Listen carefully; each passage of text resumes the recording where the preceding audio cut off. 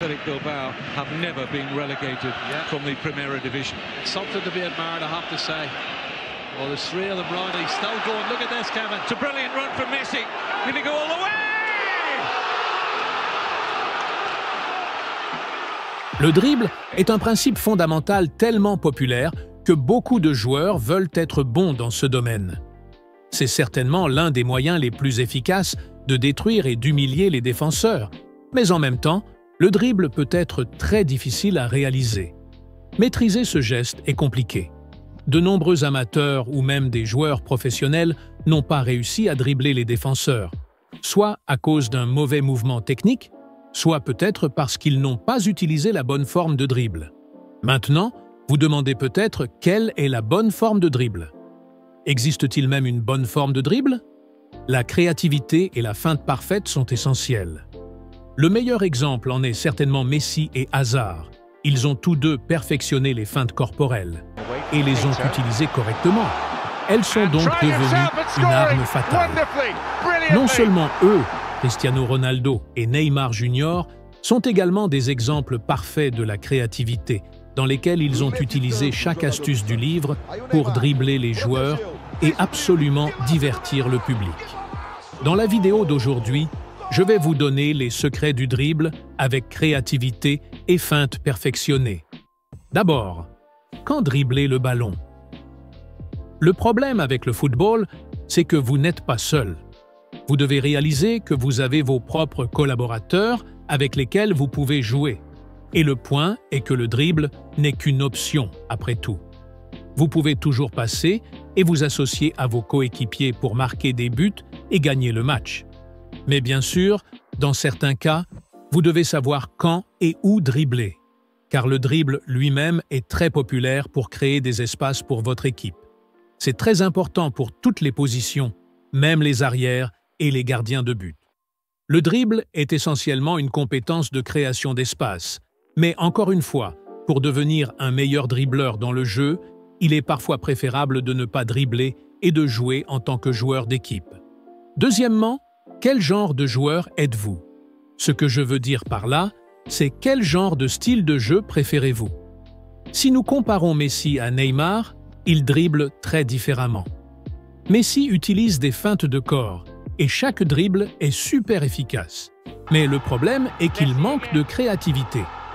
À l'inverse, Neymar dribble en utilisant des compétences de football à 6 étoiles, et il utilise un ballon stationnaire pour dribbler, ce qui signifie qu'il est efficace lorsque le ballon ne bouge pas. Maintenant, comment connaissez-vous bien votre propre style de jeu? C'est simple, jouez simplement plus, jouez plus et soyez consciencieux lorsque vous dribblez.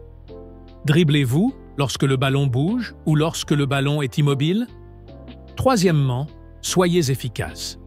Pour être efficace, la seule compétence dont vous avez absolument besoin est, honnêtement, la feinte corporelle. La feinte corporelle est de loin la compétence la plus efficace pour dribbler, même à l'ère moderne du football. Vous voudrez peut-être être créatif comme Neymar Jr., CR7 ou même Ronaldinho, et c'est bien si vous pensez que vous pouvez jouer comme eux. Alors, jouez comme eux, parce que la seule personne qui sait qui vous êtes et comment vous pouvez jouer, c'est vous-même. Ne vous adaptez jamais trop et faites ce qui vous convient. Mais revenons aux feintes de corps. Elles seront la base de vos compétences de dribble. Donc, d'une manière ou d'une autre, la feinte de corps est bien plus importante que d'apprendre des techniques de football à 5 étoiles. Quatrièmement, l'entraînement. Les exercices de dribble sont honnêtement innombrables. Il existe différents types d'exercices que vous pouvez faire, mais voici mon top 3 des exercices de dribble. Dribble conique. Le dribble conique est idéal pour développer le contrôle rapproché du ballon et l'agilité en tissant le ballon à travers une série de cônes placés. Cet exercice améliore la précision et la coordination. Il peut être adapté à différents niveaux de compétences en ajustant l'espacement ou en se concentrant sur des parties spécifiques du pied, telles que l'intérieur ou l'extérieur. Exercice de dribble 1 contre 1. L'exercice de dribble 1 contre 1 va encore plus loin dans l'entraînement en introduisant un adversaire simulant une pression de jeu réelle. Cet exercice vous encouragera à réfléchir rapidement, à utiliser des mouvements intelligents pour contourner les défenseurs et atteindre votre objectif. Dribble de porte. Le dribble de porte aiguise la prise de décision et la conscience spatiale. Les joueurs dribblent à travers des paires de cônes ou de portes dispersées dans un laps de temps défini, mettant à l'épreuve leur capacité à naviguer dans un champ dynamique, tout en gardant le contrôle. Alors rejoignez mon Discord, là-bas on pourra discuter et j'ai mis quelques vidéos qui vous aideront à mieux dribbler.